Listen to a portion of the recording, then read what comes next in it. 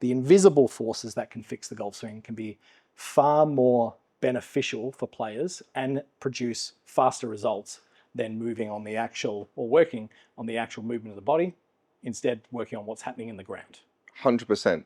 So ground reaction forces, we push into the ground at the right time, we get that reaction in the opposite direction, the equal and opposite reaction in the opposite direction, which will trigger that motion that we're trying to get. So we've got internal forces trying to move the body, the internal muscular force. We've got this external force using the ground, and golfers can do so much better and make that motion so much easier if they use the ground and then time those forces correctly. For sure. So let's demonstrate a player who sways too much away from the target for too long, and we would see the player do this.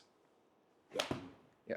So swaying a lot, bottom of the swings behind, we're going to see the angle of attack there is going to be quite positive, 4 degrees, and we're hitting up on the ball, which is good for a driver, not necessarily for an iron.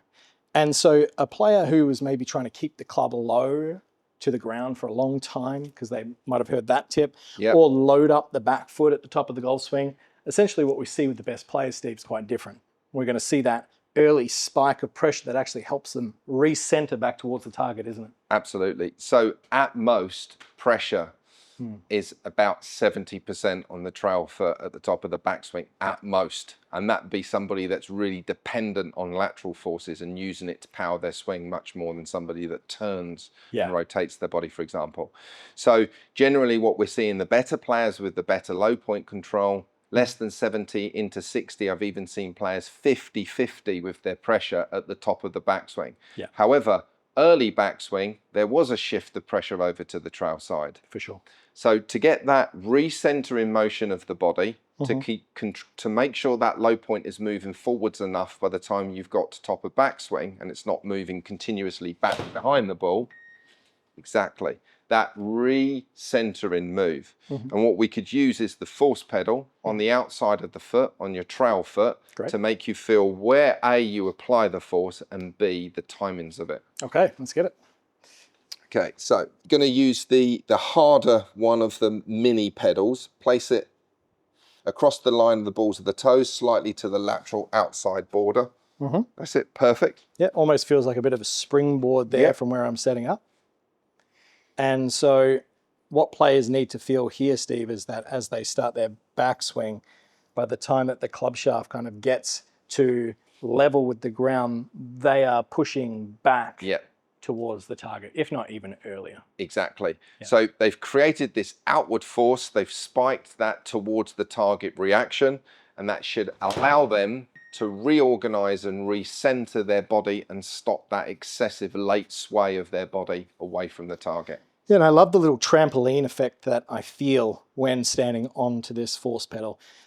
Instantly makes me want to get the sensation that I want to start drifting and recentering back towards the target. Absolutely. Now, when players do this, they might feel, based on what their buddies have told them, that they're reverse pivoting by swaying their upper body back towards the target that early. But believe it or not, the reason the majority of players do that is because they are shifting their weight for too long away from the ball, and then their upper body starts tilting back towards the target as a compensation. So all this is doing is just giving you more of an athletic dynamic motion, which will shift the low point forward. So you do one more with that force pedal towards the outside of the balls of the feet. Good. And then what you could do as an addition and to level up that drill, the next part of it, I would put that on the balls of the toes underneath the lead foot, which is the softer version of the mini pedal. So we're on the big toe and the next toe in. Go from being on pushing against the right to landing onto the left or the lead. So push under the trail by shaft horizontal, recenter, and then load up the lead foot, early downswing, really heavy. So across the balls, across that big toe and the next toe in. Okay. So push off the back foot pedal and then land on the front foot pedal. Okay, so massive difference, and we can see with the strike of how that felt off the golf ball. Everything's looking great up in the data. So if you are swaying too much away from the target in the backswing, it's causing issues with your strike. Learn how to spike that pressure into your back foot a little bit earlier. and it can really help you improve your ball striking. Thanks for watching this video. YouTube thinks that you would benefit from watching this one next.